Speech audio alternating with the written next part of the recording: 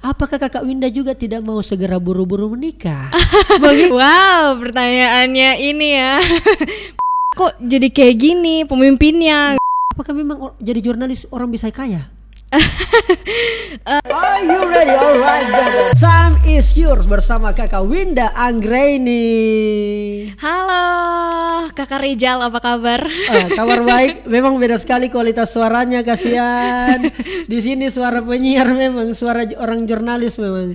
Ini kita ini hancur gitu. Kita cuma konten creator Kakak Winda. Gak apa-apa ya. Tapi konten creator udah melambung ini ya, udah di dunia broadcasting juga gitu ya.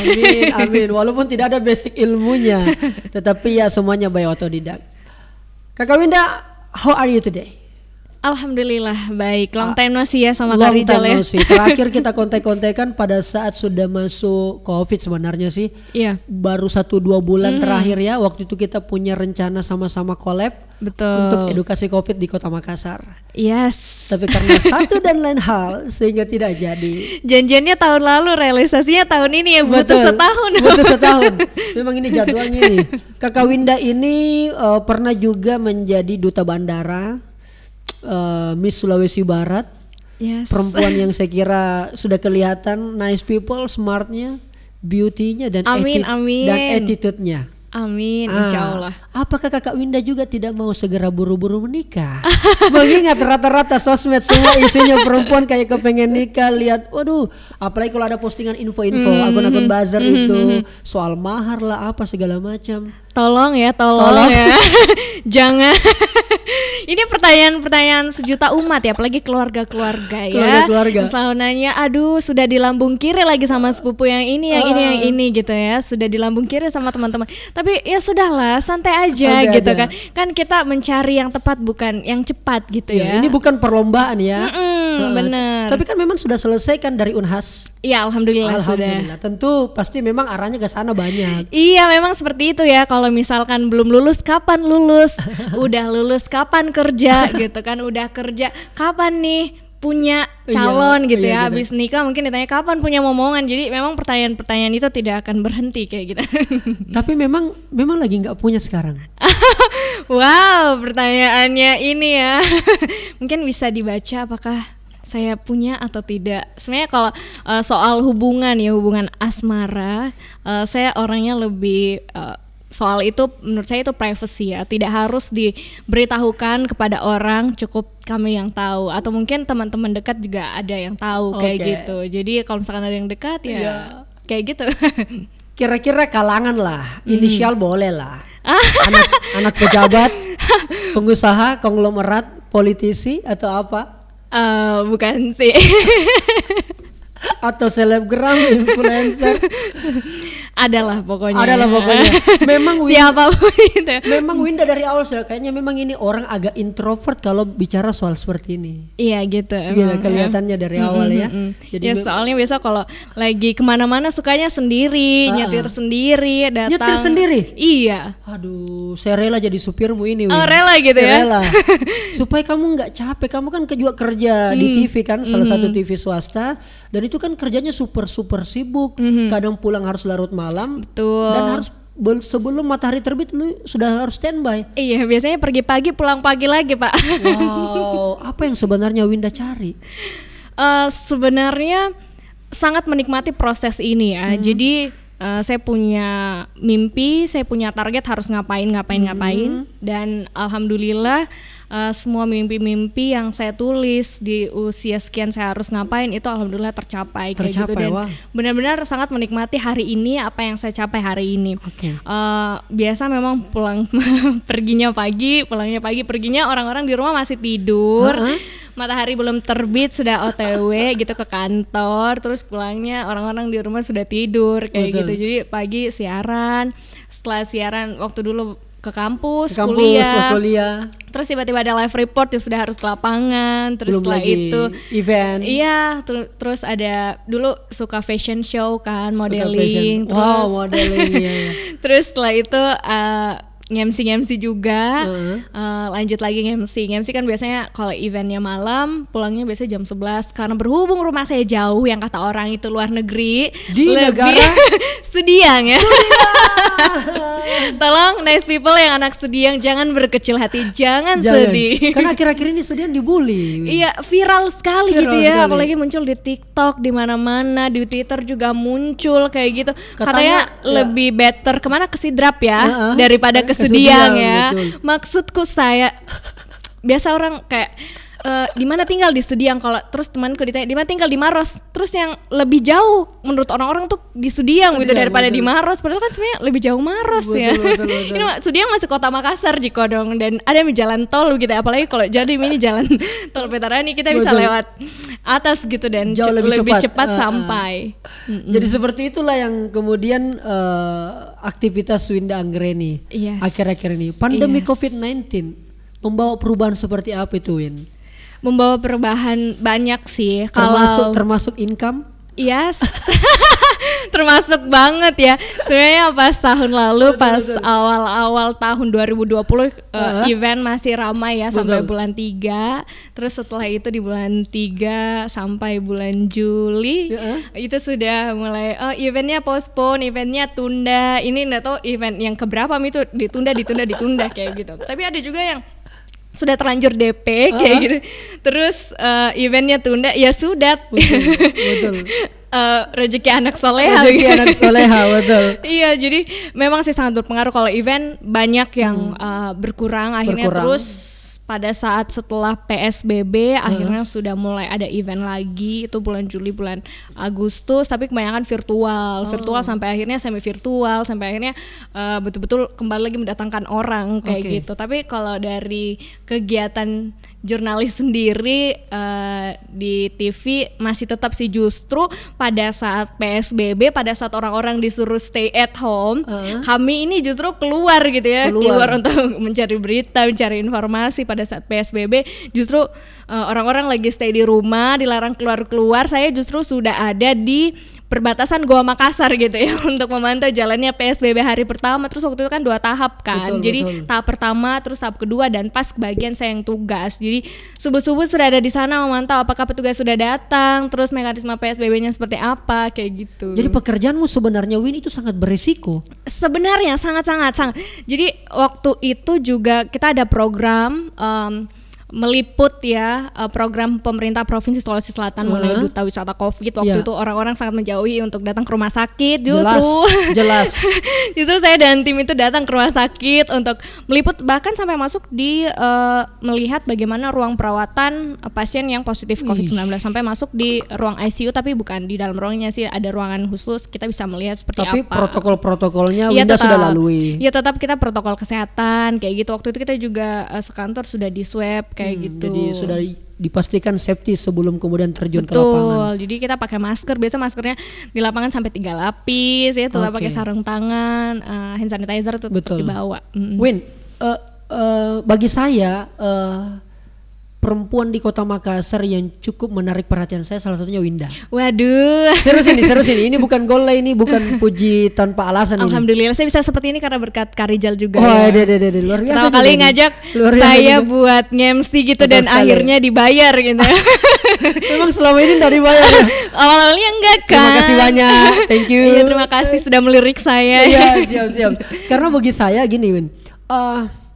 Ini kan pandemi COVID-19 membuat kemudian orang banyak belajar. Banyak orang belajar bagaimana kita bisa lihat era teknologi berkembang cepat. Orang yang selama ini tidak terlalu melihat medsos, tidak melalui teknologi, semuanya orang akhirnya virtual. Banyak live streaming, dan banyak juga orang dari pekerjaan yang satu setelah masuk COVID itu kemudian banyak yang banting setir. Benar. Kalau Winda sebagai seorang perempuan, apakah sempat juga mencoba-coba pekerjaan atau profesi atau passion baru selama COVID ini, biar teman-teman nice people juga di rumah mungkin ada gambaran seperti apa kemarin Kakak Winda menjalani masa-masa pandemi ini. Ada coba-coba, sempat juga saya lihat kemarin jual-jual kue apa? Iya. Apa? Nah itu justru kegiatan barunya. Itu kegiatan barunya. Iya, Saya bilang, jadi kayaknya tidak ada sekali uangnya Winda ini. ya sebenarnya tetap waktu itu ya tetap jalan untuk jadi jurnalis kayak gitu, tetap siaran, alhamdulillah tetap siaran, masih ikutin jadwalnya, tetap live report walaupun MC-nya waktu itu memang benar-benar nggak ada ya eventnya, beberapa bulan itu tidak ada sama sekali, dan akhirnya karena merasa pengen kegiatan apa ya, kita melihat ada peluang waktu itu. Jadi adalah salah satu es krim viral gitu yang susah banget didapetinnya kayak gitu. Awalnya iseng-iseng, saya dan sepupu saya iseng gimana ya kalau kita jualan es krim ini, kayak gitu. Apa sih namanya? Boleh dong. Ini bukan di televisi ini, Win.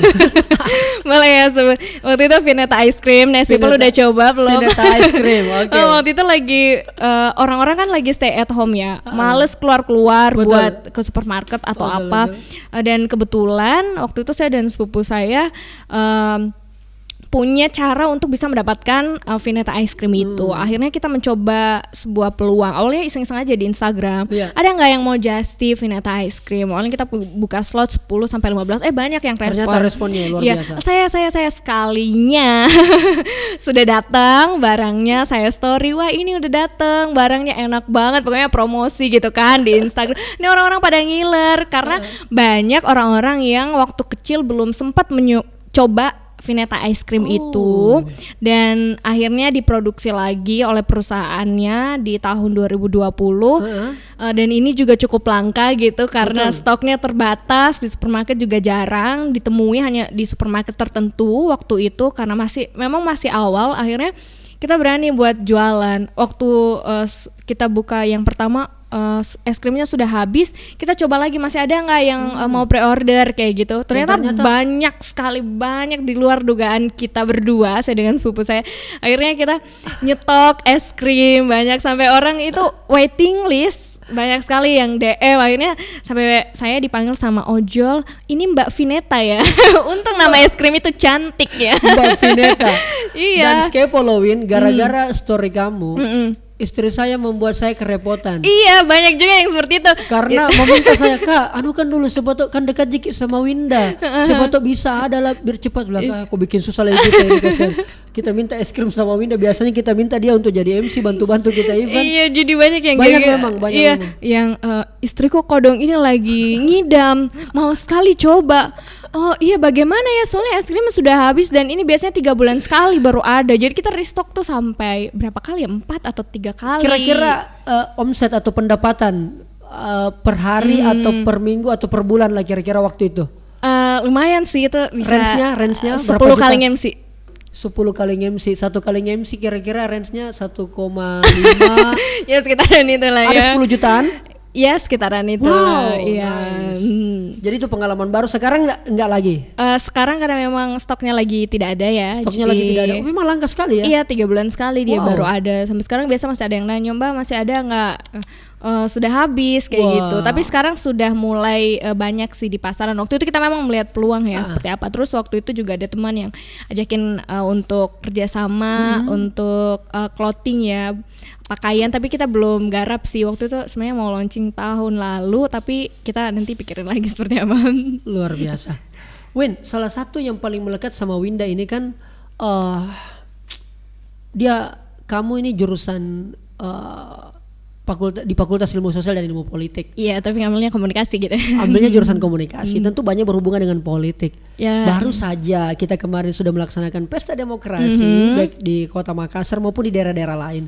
Tentu saya yakin sekali karena jurusannya sudah di situ, apalagi juga ngeliput banyak tentang isu-isu soal itu.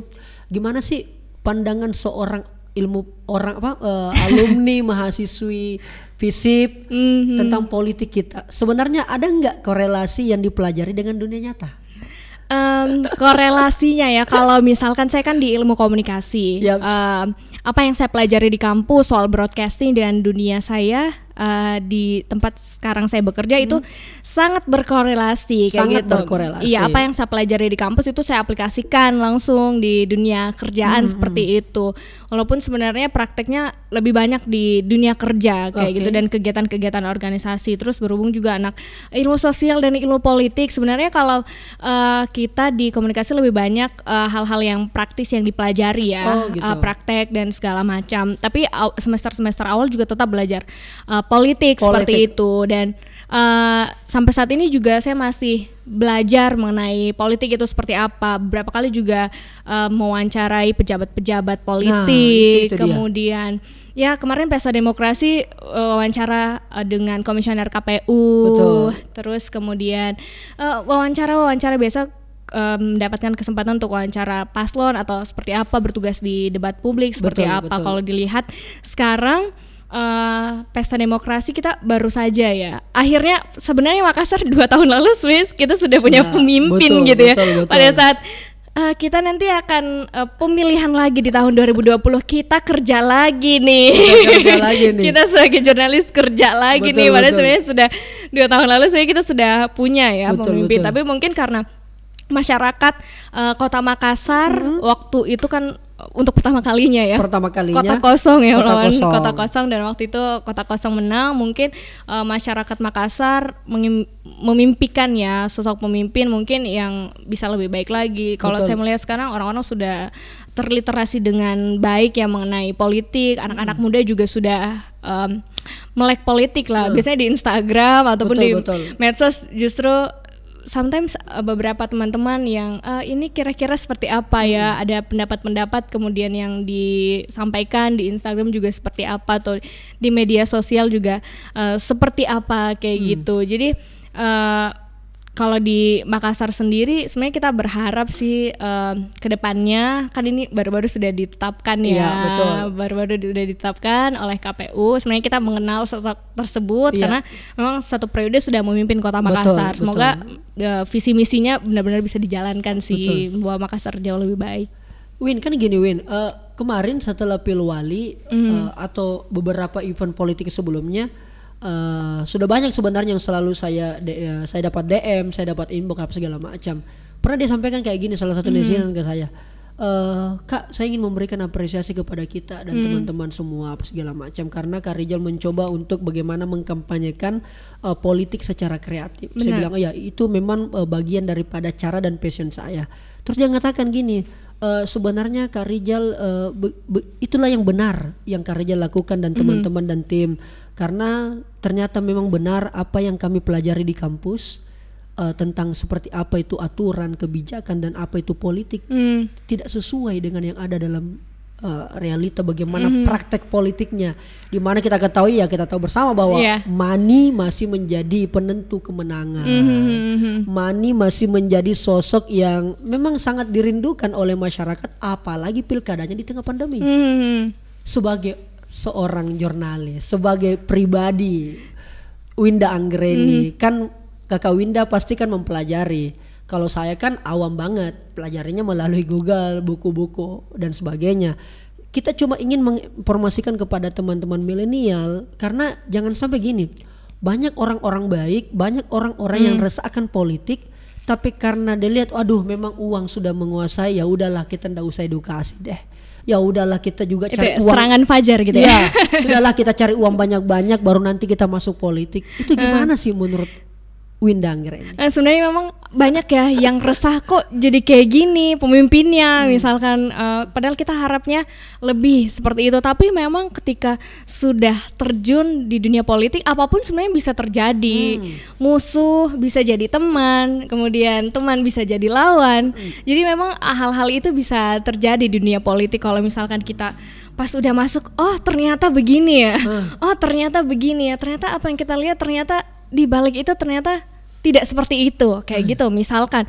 Terus teman-teman biasa bilang kalau apa yang Kak Rizal lakukan ini udah benar kayak benar gitu lah, pokoknya mewakili perasaan mungkin kaum milenial kayak gitu. Jadi sebenarnya balik lagi sih dari kita, kalau misalkan memang money politik itu kita anggap sebagai hal yang bisa membuat kita untuk memilih seseorang, berarti kalau misalkan orang itu terus melakukan money politik dan Anda menerima itu, berarti Anda mendukung apa yang dia lakukan. Kalau misalkan Anda menolak apa yang dia lakukan, ya pasti Anda bisa memilih orang yang betul-betul punya visi misi yang baik, ingin membangun kota tersebut, ingin membangun provinsi tersebut dengan visi misinya, melihat lagi rekam jejak orang itu seperti apa, track recordnya seperti apa. Tidak hanya dalam misalkan 1 menit dikasih duit terus pilihannya langsung berubah gitu kan. Betul. Hari ini mungkin dikasih sama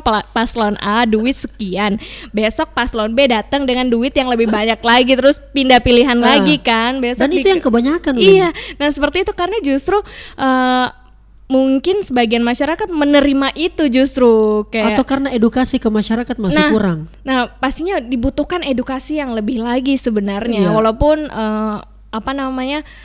kita selalu mengkampanyekan ya jangan money politik kayak gitu. Itu bagi saya sebenarnya sudah basi. Iya. Butuh social movement mungkin. Benar. Butuh gerakan yang nyata. Saya selalu berharap kayak gini, bagaimana anak muda milenial kita nih yang melek dan paham politik, ya kita edukasi. Dan karena bagi saya gini Win, sorry to say kepada saya, nggak ada urusan kalau mungkin teman-teman ada yang tidak sepakat dengan apa yang akan saya sampaikan ini. Saya tidak berharap lagi. Saya sebenarnya tidak berharap lagi pada generasi 40 tahun ke atas untuk bisa berubah bangsa kita ini, atau bahkan mungkin tipologi berpikir dalam politik. Saya lebih berharap sekarang kepada anak SD, anak SMP, SMA, atau paling tidak yang paling tua adalah generasi kita nih, yang kelahiran 90-an termasuk dengan generasi milenial dan generasi Z. Itu yang sekarang harus kita jaga, harus kita perbaiki biar kemudian 10-15 tahun ke depan, paling tidak ketika 2045 100 tahunnya Indonesia itu bisa memberikan sedikit warna. Betul. Karena bonusnya di situ, Win. Iya, kan kita nanti juga dapat bonus demografi juga nanti kan. Bisa jadi menjadi cilaka demografi kalau tidak karena gini, banyak yang bilang karena apa sih itu politik kotor. Iya. Padahal jalan untuk merubah bangsa ini di jalur itu. Masih banyak mungkin yang apatis gitu ya, tidak peduli. Mungkin karena merasa sakit hati gitu. Saya sudah memilih ini tapi ujung-ujungnya seperti ini. Kenapa sih bangsa saya seperti ini? Justru karena seperti itu kitalah ini sebagai kaum muda ya yang bisa menjadi penerus, tapi bukan hanya penerus tapi pengubah gitu ya. Pengubah, dan kita juga berharap bahwa ketika kita ingin mengubah kita tuh nggak sendiri, karena terkadang kita sendiri dan orang-orang di iklim kita tuh masih yang seperti itulah ya, betul. Menggunakan cara-cara yang kurang tepat mungkin, atau cara-cara yang kurang baik, akhirnya kita juga bisa terpengaruh atau kita berjuang sendiri justru kita dijatuhkan kayak gitu kan. Jadi butuh orang-orang yang bisa memang bekerja sama dan bisa sepemikiran untuk mengubah bangsa ini menjadi lebih baik lagi. Amin. Win, saya coba kasih kamu tantangan, Win. Apa itu? Gini, Win, tapi diminum dulu, Win. Diminum dulu. Ini dari Rapid the Mineral, Win. Ini airnya enak banget, Win. Dapat melancarkan sinyal-sinyal politik yang baik. Apa sinyal-sinyal politik?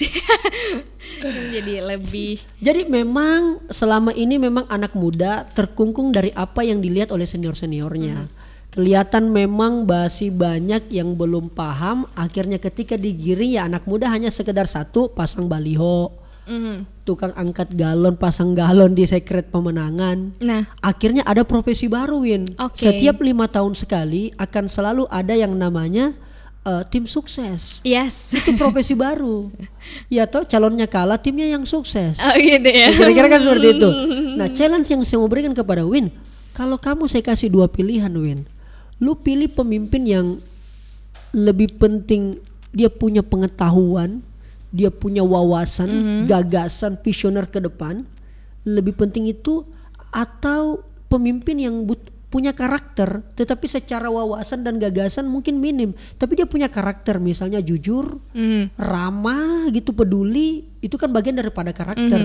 Tetapi yang satunya pemimpin yang punya gagasan, punya konsep, punya visi dan misi yang luar biasa. Kalau Winda dihadapkan pada 2 pilihan itu, Winda mau pilih yang mana yang kira-kira cocok dengan kondisi sekarang, pemimpin yang kayak gimana? Pilih yang berkarakter ya. Tidak penting itu gagasan? Penting, tapi dia punya karakter. Misalkan dia orangnya jujur, orangnya benar-benar mengerjakan sesuatu dengan tulus, dengan bisa benar-benar mengutamakan masyarakat seperti itu. Untuk wawasan, kemudian visi misinya itu kan seperti Kak Rijal bilang tadi, ada tim sukses bisa dibantu loh. kedepannya sebenarnya ketika dia ingin berdiskusi dengan orang itu semuanya bisa ditambah lagi wawasannya, visi misinya bisa dapat lagi masukan dari orang. Tapi dia punya karakter, sehingga kalau dia punya karakter dia tidak mudah untuk dipengaruhi oleh orang lain, misalkan untuk melakukan hal-hal yang tidak baik atau misalkan seperti apa. Saban hari saya pernah berpikir kayak gini, Win. Saya sudah melihat beberapa daerah, kampung saya pun juga demikian, termasuk di tempat saya tinggal sekarang, ya kan. Saban hari saya melihat kayaknya daerah, kabupaten, kota atau mungkin bahkan provinsi kita kayaknya nggak butuh lagi di orang pintar, karena orang pintar sudah banyak kita lihat memimpin dan kita sudah tahu hasilnya. Setelah kita bandingkan dengan orang yang tidak pintar, alias mungkin secara pendidikan tidak terlalu tinggi, tetapi karena dia punya karakter yang luar biasa, mampu menggerakkan orang-orang pintar. Saya pernah ingat katanya Rocky Gerung bahwa sekolah ijazah hanya sebagai tanda orang pernah sekolah, tapi bukan orang yang pernah berpikir. Dari situlah saya menganggap bahwa berarti sekolah nggak penting ya, Bung Roger. Saya tanya dalam sebuah podcast saya waktu beliau datang di Makassar. Penting. Tetapi yang paling urgent dibutuhkan dalam pendidikan semua itu adalah berpikirnya, nalarnya, intelektualitasnya yang dilakukan dalam kehidupan nyata di masyarakat. Bukan soal intelektual, soal gagasan. Iya, itu tidak penting, tidak bisa merubah apa-apa. Dan pas kita sekolah juga sangat disampaikan bahwa pendidikan berbasis karakter gitu pendidikan berbasis karakter itu yang selalu digaung-gaungkan seperti itu ya. Pendidikan berbasis karakter, apa sih sebenarnya maksudnya, kenapa harus berkarakter, dan ternyata punya tujuan yang baik kalau misalkan memang diaplikasikan dengan yang baik kayak gitu. Jadi pendidikan tapi juga sejalan dengan pendidikan berkarakter itu sendiri. Dan sekarang kita lihat bagaimana karakter anak didik kita, Win. Hari ini semuanya gampang banget orang masuk TV, Win. Tinggal goyang pantat doang. TikTok masuk, tinggal Dinda Winda tidak punya TikTok atau juga punya? Tidak punya akun TikTok. Tapi mengikuti ya. Ini ya yang lagi kadang ada saya, Kak tahu nggak soal ini? Soal yang mana? Yang ini.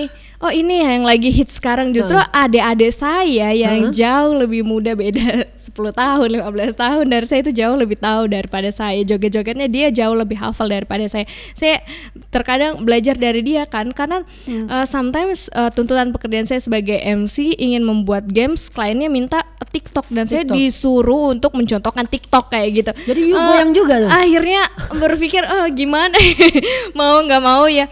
Akhirnya saya ngeliat apa sih yang lagi hits sekarang. Betul. Tidak punya akun TikTok, tapi sometimes main TikTok sama teman-teman seru-seruan, tapi bukan lewat akun saya kayak gitu. Tapi sebenarnya TikTok sekarang itu cepat banget viral ya. Jadi kalau misalkan kita punya konten yang mengedukasi, pasti itu sangat membantu. Sangat membantu, betul. Akhirnya saya khawatir sama generasi kita, Win. Saya khawatir ini generasi kita akan menjadi generasi dancer, akan menjadi generasi goyang, kemudian banyak tidak peduli lagi. Bahkan sempat kemunculan aplikasi TikTok ini kan banyak yang beredar isu-isu negatif. Katanya ini adalah cara Cina untuk bisa tahu kita punya alamat atau pergerakan kita gimana, atau cara Cina memperdaya kita dan sebagainya.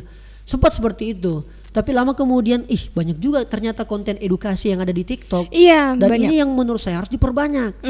Sayangnya kadang-kadang justru boomingnya nggak seperti yang negatif-negatif itu kan. Kebanyakan kalau kita buka berandanya itu kan rata-rata goyang-goyang, joget-joget kayak gitu ya. Dan kita sebagai laki-laki yang dikatakan sekarang perempuan ini sebagai buaya-buaya, itu langsung terpengaruh gitu ya. Ingin joget juga atau terpengaruh dengan orang yang joget? Terpengaruh sama orang yang joget. Kira-kira seperti itu. Karena enggak tahu lah bagaimana nasib pendidikan kita. Kalau point of view dari Win Dangger ini terkait nasib pendidikan kita ke depan, Win, Karena ini kan luar biasa, Menteri Pendidikan kita dengan adanya Pak Nadiem kemarin kan ekspektasi sangat luar biasa tingginya. Benar. Tapi itu belum ada pandemi. Iya. Setelah pandemi muncul isu itu, tidak ada semuanya sekolahnya atau tatap lewat virtual. Akhirnya banyak yang waduh bahaya ini, kita punya adik-adik anak-anak bangsa kita ini tidak pernah lagi bersentuh, apalagi yang masuk kuliah. Belum pernah merasakan pengkaderan. Dia langsung mahasiswa baru ya. Itu bagaimana menurutmu, Win? Ya sebenarnya kalau sekarang kan semuanya serba virtual, agak worried juga sih sebenarnya. Saya punya 3 orang adik dan semuanya masih sekolah. Satunya kuliah, satunya SMP dan satunya SD, dan benar-benar ketika kita harus belajar virtual itu semuanya, adik saya misalkan harus baca soal lewat WhatsApp grup, kemudian soal-soal tersebut tidak dijelaskan misalkan oleh gurunya, hanya dijelaskan dengan kata-kata silakan Nak, selamat pagi, mengerjakan soal ABC di bagian ini, sudah ada di LKS-nya seperti ini, dan itu tidak dijelaskan kan sama gurunya, ini tambah ini jadinya apa kayak gitu. Betul. Yang dimaksud ini apa, kan kalau misalkan di sekolah kita dijelaskan kayak gitu seperti apa. Kalau kuliah kan memang kita belajarnya mandiri, kebanyakan mandiri. Kemudian kalau SMA juga ya kita biasa memang presentasi, kemudian kita belajar mandiri juga kadang-kadang. Tapi kalau SD ini yang sangat susah ya, makanya ibu-ibu biasa stres, saya pun sebagai kakak juga biasa gimana harus menjelaskan ini gitu. Betul. Kita sadar akhirnya menjadi guru itu tidak semudah itu. Tapi memang karena pandemi ini dan sulit juga kemudian untuk bersekolah tatap muka, apalagi kan kalau anak-anak disuruh pakai masker mungkin ada yang panas, gerah kayak gitu, jadi poso-poso dia. bahaya juga akhirnya seperti itu. Tapi kita berharap walaupun saat ini lagi pandemi, kita belajarnya secara virtual untuk teman-teman tetap bisa untuk selalu meningkatkan kualitas kita, karena saya selalu berpendapat bahwa ketika saya ingin mencapai sesuatu dan saya harus berusaha untuk mencapai apa yang sudah saya targetkan, dan ketika saya belum bisa mencapai itu berarti usaha saya belum cukup. Itu artinya saya harus terus meningkatkan kualitas saya. Kualitasnya dengan seperti apa? Maksudnya dengan belajar dan untuk semuanya nice people itu. Sampai sekarang pun saya juga masih harus belajar terus belajar untuk menjadi jurnalis, harus terus belajar untuk memadu talk show, harus terus belajar untuk untuk mengetahui apa hal-hal yang saat ini harus belajar kayak begitu sih. Masih sering ajak orang kita diskusi bagaimana kayak gitu kan. Jadi tetap belajar. Pokoknya kita harus terus meningkatkan kualitas kita, karena yang nanti akan merasakan manfaatnya kita dan juga bisa ke orang lain. Betul kayak sekali. Gitu. Win, thank you banget, obrolan kita seru banget, Win. Saya kemudian dapat banyak masukan dari perspektif perempuan soal banyak kondisi yang kita alami sekarang. Karena itu saya sangat sayang sama saudara-saudara perempuan saya, Win. Bagaimana besok di pelecehan seksual tidak banyak lagi, kemudian juga banyak juga gara-gara kebutuhan ekonomi, banyak kemudian juga orang tua yang jual anaknya. Dari itu yang sebenarnya menjadi kekhawatiran kita sebagai anak muda, dan itu tanggung jawab kita, Win. Makanya kita mau bagaimana politik juga kita memberikan keteladanan. Sebenarnya itu yang sangat banyak yang miss, terdegradasi lah nilai-nilai politik itu. Makanya saya harap orang-orang politik yang betul-betul paham, apalagi kayak sekelas Winda yang memang hard skillnya ke situ ya, walaupun lebih spesifik ke dunia broadcasting, tetapi kan paling tidak banyak berkecimpung dalam circle politik. Kalau Winda, apalagi kan banyak juga berita-beritanya kakak Winda banyak berkecimpung dengan para tokoh-tokoh ya kan. Iya, biasanya bertemu, wawancara dan sebagainya. Dan lebih mudah saya rasa Winda dibanding saya kalau ingin mengkonekkan antara tokoh satu dengan yang lain. Itu the power of perempuan. Iya. Bukan begitu kan? Agak lebih mudah kan? Ya biasanya banyak yang bilang kalau perempuan yang turun ke lapangan biasanya lebih mudah kayak lebih gitu, mudah, nembus narsumnya kayak gitu. Itu maksud saya. Iya, biasanya kita ada nomornya Bapak ini enggak? Ada nomornya, kita bisa. Iya, ini dari Winda dari ini kayak gitu. Akhirnya ngobrol, kita biasa jadi teman. Tapi pasti banyak juga duka-dukanya Win ya selama you jadi jurnalis Win ya. Apa sih sebenarnya seru ya. Jadi jurnalis itu seru, apalagi kalau misalkan teman-teman memang passionnya di situ. Karena kalau jadi jurnalis kita bisa bertemu dengan siapa saja, dari kalangan mana saja, dari kalangan bawah sampai kalangan atas, dari kalangan atas sampai kalangan bawah. Kita bisa bertemu dengan narsum-narsum kayak gitu, narasumber-narasumber, dan kita bisa jadi berteman. Kita bisa saling punya wawasan diskusi, juga tambahan. Iya, kita bisa mengetahui banyak hal. Jadi jurnalis itu akhirnya kita harus ini Winda besok tugas talk show, misalkan bahas soal politik, atau misalkan nanti bahas soal perekonomian di Makassar setelah pandemi ini seperti apa. Jadi belajar politik, hukum, ekonomi, walaupun tidak mendalam tapi secara mendasar kita harus pelajari kayak gitu.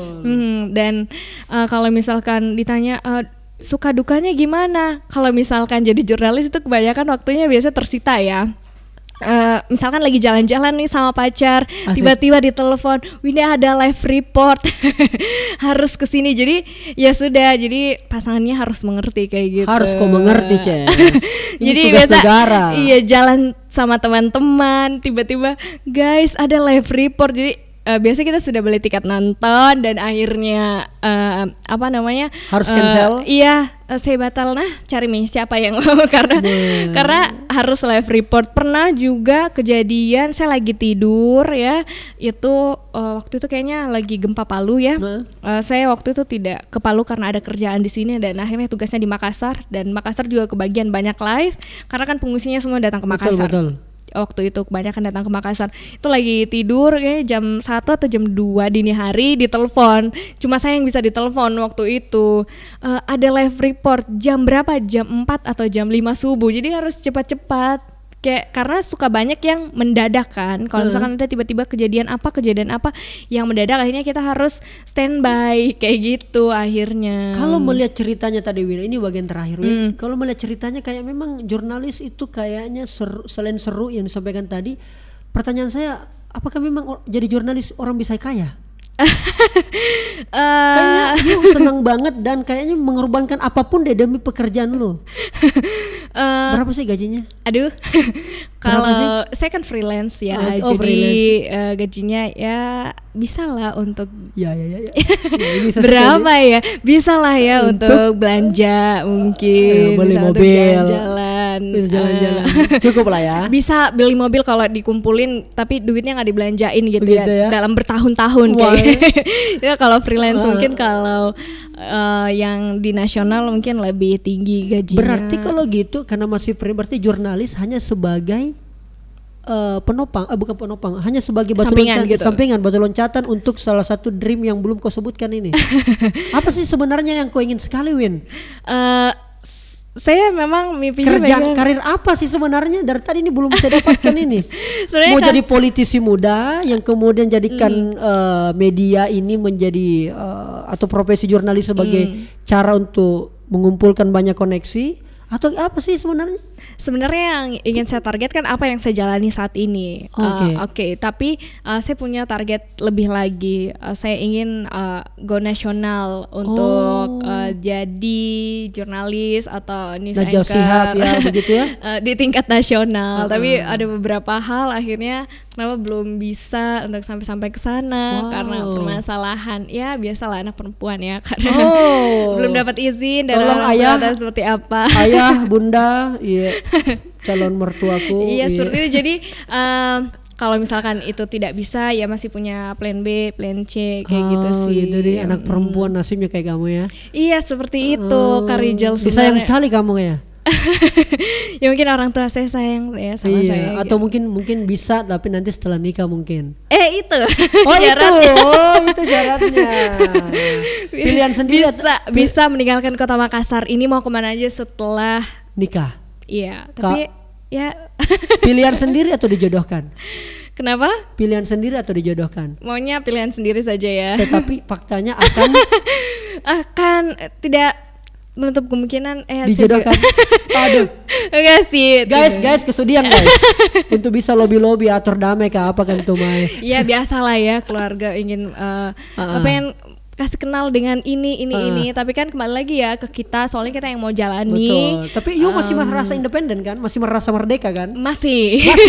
Masih dong. Masih. Soalnya yang mau jalanin kan kita. Betul. Kedepannya seperti Aduh, apa? saya tidak bisa membayangkan uang panainya ini guys. Biasa aja ya, santai aja. Santai aja, itu bisa dikomunikasikan. Bisa dikomunikasikan, ini jurusan komunikasi. Jadi bisa dikomunikasikan. Win, thank you banget Win. Sudah kita ngobrol-ngobrol asik seru begini Win. Mudah-mudahan insya Allah saya doakan karirnya sukses. Amin. Dan yang paling penting mudah-mudahan sama harapan kita, mudah-mudahan kita bisa ketemu di nasional. Amin, dalam ya beberapa Allah. kesempatan. Dan buat teman-teman semua yang nonton podcast kita ini, boleh nanti kita saling silaturahmi via online bisa maupun juga ketemu langsung. Insya Allah. Insya Allah. Tetap selalu stay safe Win. Betul. Stay humble dan tetap cantik dan manis seperti nice people. Oke, thank you nice people. Time is over.